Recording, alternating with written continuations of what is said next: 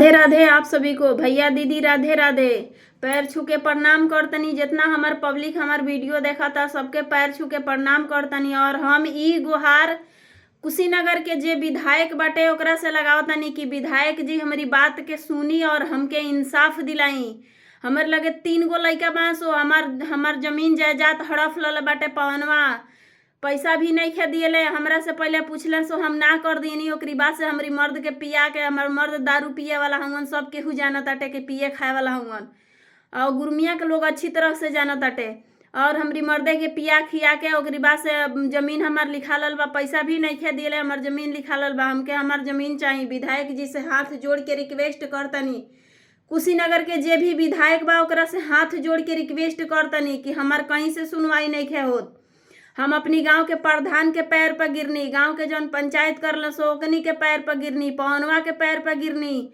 और कैसन कैसन कितना हालात हमरी संगे वो जमीनी खतरा कैल बा सो। हर जगह से थक के हम सोशल मीडिया पर आयल बनी। हमार बात केहू नहीं के सुनत।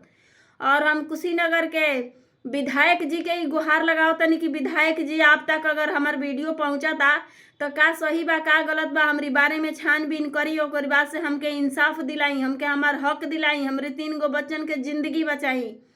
हमर लगे 3 गो लइका बासो। हम रोड पर आ गइल बानी। लोग के घर में झाड़ू बर्तन पोछा के काम करके अपनी बाबू लोग के पेट पालतनी। का हमनी के जिए के हक नहीं खे? एह दुनिया में हमनी के जिए के हक नहीं खे जिए के हक तो बताओ जा। हम 3 लइकन के लेके ई दुनिया ही छोड़ देतनी। लेकिन हाथ जोड़ के विधायक कुशीनगर के विधायक से हम ई गुहार लगाओ तनी कि हमके हमार हक दिला दी। विधायक साहब जहाँ से भी देखो तनी विधायक जी हमके हक दिला दी, हमारी बच्चन के जिंदगी बचा ली।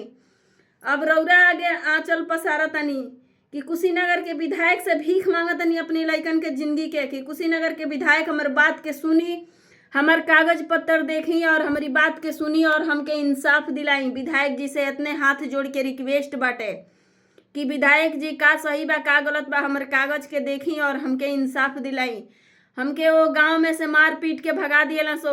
हम रोड पर आके खड़ा बनी। हमार सास ससुर नहीं खे, हमार माई बाप गरीब रहे। का हमनी के जिए के हक नहीं खे? हम विधायक से इतने पूछा तनी कुशीनगर के विधायक साहब से कि इतने पूछा तनी कि हमनी के जिए के हक नहीं खे? हमार लगे 3 गो मासूम बच्चा बाण सो। हमार सहारा केहू नहीं खे। हमार कागज मजबूत हो के भी हमके केहू साथ देवे वाला नहीं खे। कुशीनगर के विधायक से हाथ जोड़तनी कि हमके इंसाफ हमारी बारे में का सही बा का गलत बा हमारी बारे में जाने के कोशिश करी विधायक जी और हमके इंसाफ दिलाई। हमारे 3 गो मासूम बच्चन के जिंदगी बचाई। आंचल फैला के भीख मांगतनी कुशीनगर के विधायक से। और हम कसिया में डीएम साहब के भी पैर पर गिरा रहनी, लेकिन डीएम साहब भी कुछ ना कैलन। हेती चूंकि लाले लइका उनकी पैर के नीचे सुतौले रहनी और डीएम साहब कुछ ना कैलन। हमार कहीं से सुनवाई नहीं खे होत।